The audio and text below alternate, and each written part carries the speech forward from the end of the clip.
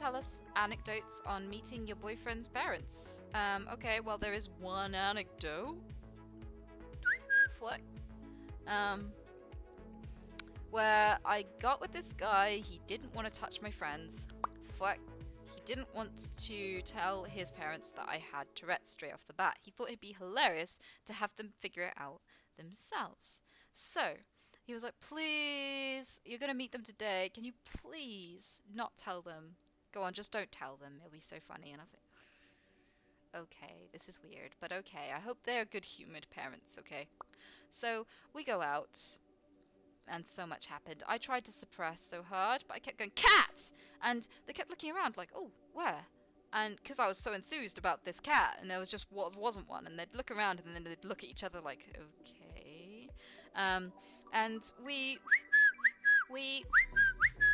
went into a supermarket, and there was this dude. He was leaning over into the frozen section, just bent over, and I spanked him like real hard, and he just he turned around with his like fists ready to go. I guess he expected me to be a dude for some reason, and I wasn't a dude. I fucked a friend. Fuck.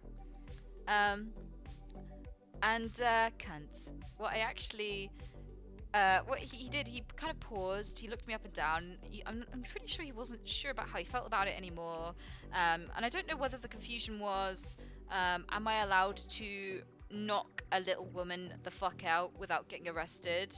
Or if it was am I offended or am I okay with this? Should I hit her? Should I get her number? I don't know, but he had a lot of things going on in his face and like in his gestures and stuff, like a real on the spot confusion.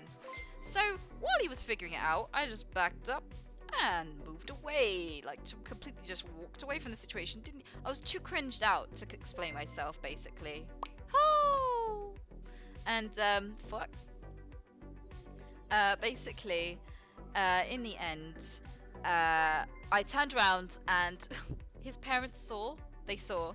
So they were looking at each other like, and then at my ex, like, who the fuck have you brought into the family? Like, she's just randomly molested someone she's just a random molester of men.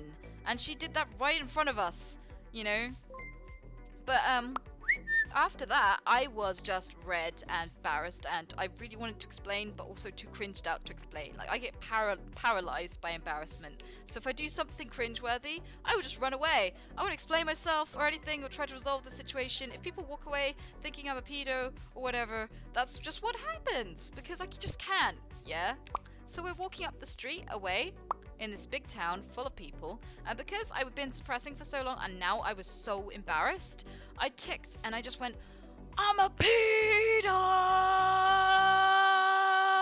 Just like really loud, like the loudest, hugest tick you've ever fucking heard, right? And and basically, everyone around me stopped and looked at me, and his parents, also his brother was there, so his brother and his parents were just hysterically laughing. His brother had turned into a raspberry. He was so red, and he was just like crawling up the hill. Like he had doubled over and was crawling because he was winded so hard from laughter, and his dad was just as red. And I was just like, ah, like, and at this point we still didn't tell them either. We didn't tell them at that point either. So they still don't know what the fuck is going on. Yeah? So like we broke it to them eventually, like in the car journey home after the whole day. But we told them. And it was like, by the way, she might have Tourette's. And kitten, they went, yeah, we kinda guessed, son. We kind of guessed. It's cool. And they greeted me every time I walked into the house for a while just by going, I'm a pedo! Like there's a chorus of it. Like the whole family would join in. So yeah, that's probably my biggest dating anecdote, basically in a nutshell.